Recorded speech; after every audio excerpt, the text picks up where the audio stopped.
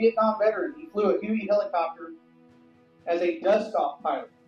Dust-off was a call sign for air medical evacuation helicopters. The dust-off motto was, "So others may live." He flew nearly 1,000 combat hours and was shot down twice while trying to evacuate American injured soldiers. It is estimated that Doug and his crew evacuated almost 1,300 wounded soldiers from the rice paddies and jungles of Vietnam during his tour in Vietnam. Sharing his experiences, I want to please have you join me in welcoming Doug from Benbrook, Texas, as part of Dust Off 3-4 Tech Speakers. Doug, come on up.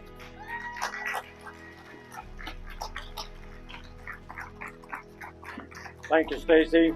I really appreciate that. And it's a great opportunity, and it's a privilege to be up here today sharing a little bit about some things that I think that are important. All right, I want to thank all the parents and the brothers and sisters and aunts and uncles, sons and daughters and friends for coming out today to honor our fallen heroes. The scripture reads, "Greater love hath no man than this, that a man lay down his life for his friends." And that is why we're here today, to honor that love of our fallen heroes. Those days, and one that really comes to mind was our flight school class. Here we are, all lined up, all our boots are polished, flight helmets in hand, and we look sharp. But there are two faces on that picture, two classmates, two friends who did not come home the same way I did from Vietnam. Edgar Franklin Krause, Jr. was killed in action on July 20th, 1970, while flying a low-altitude observation helicopter, was engaging the enemy, was shot down, the helicopter exploded, and he was burned, along with his other pilot, Mark Webb. My other classmate is Paul Robert Brass. He was killed while trying to evacuate a wounded American soldier. It was at night, and the weather was extremely bad, and he crashed into the side of a mountain, killing all on board. These are the heroes that I talk about. Frank and Paul sacrificed their lives for the service, in their service to this great country. As mentioned in the introduction, I was a dust-off pilot, and let me share a little bit about dust-off with you.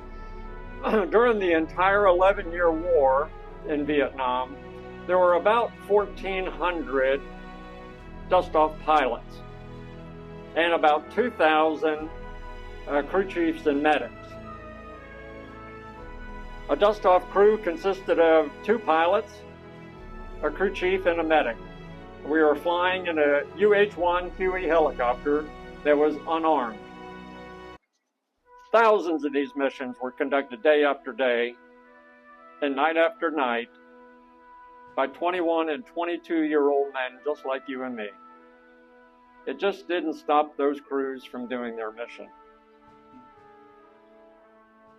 Now the rest of the story, as Paul Harvey might say. After getting back to our home base, I got another helicopter, and we went right back to the same location. The injured American soldier was still there. He still needed to be picked up. We went back and extracted him out of the jungle and took him to a medical facility for treatment. So we were able to save that man's life. Today, I'm here today not to seek praise, but just to share my personal story with you about my service to our great country.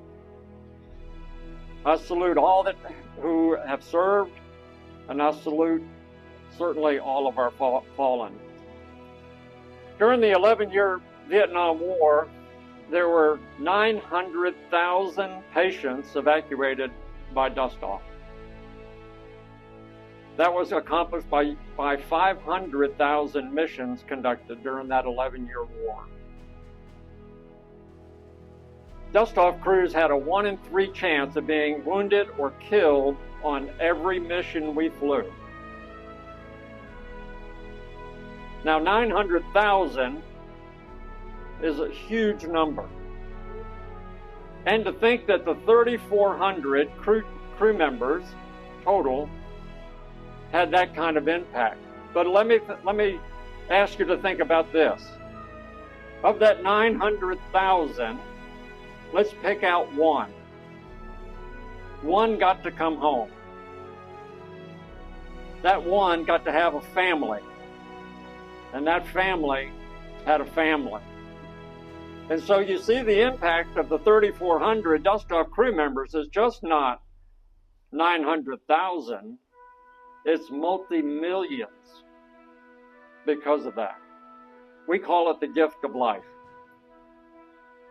Now, this is an international in scope because we just didn't pick up Americans. We picked up the Vietnamese.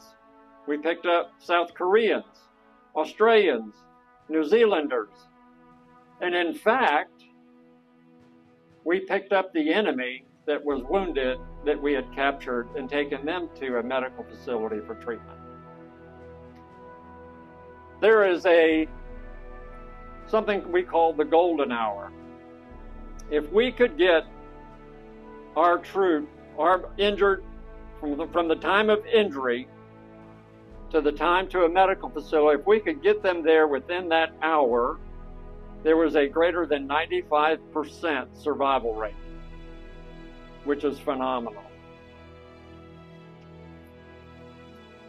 But not all of the 900,000 survived.